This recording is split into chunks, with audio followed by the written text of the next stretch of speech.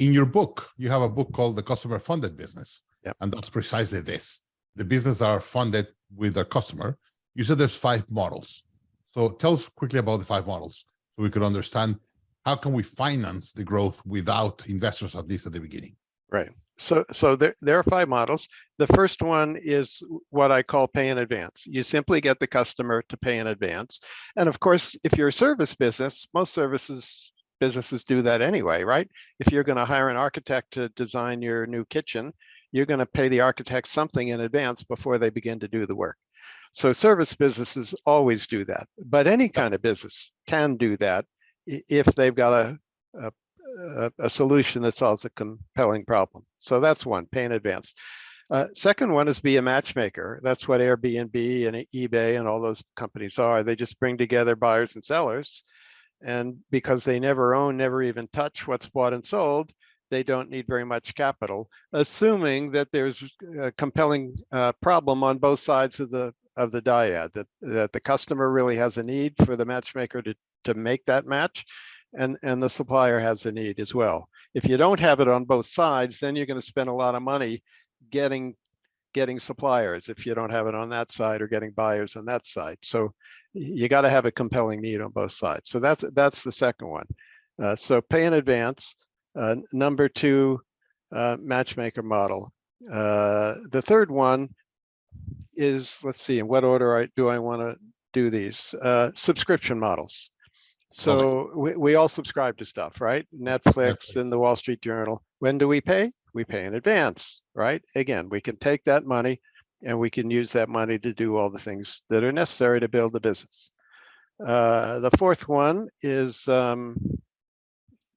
what I call a service to product model. So when Microsoft started, they were a service business. They wrote operating systems, as most people know, for the early PC makers, and each operating system was tailored to that contract for that maker.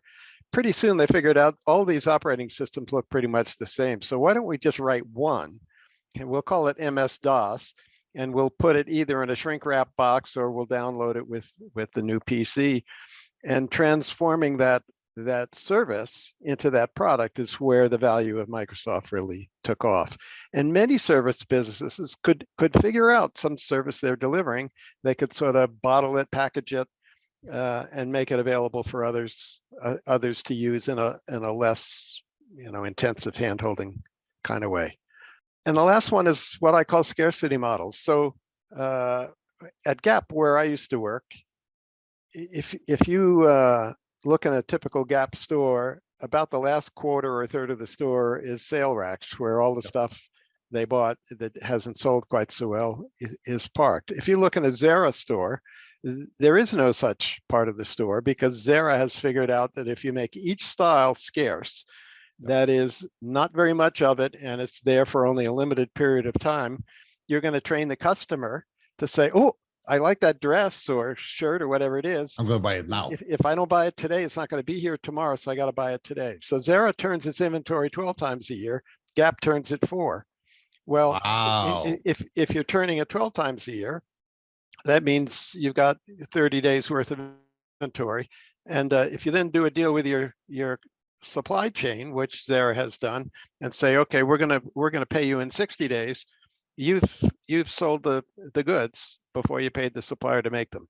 And that's really the key to a working capital model that can grow really fast.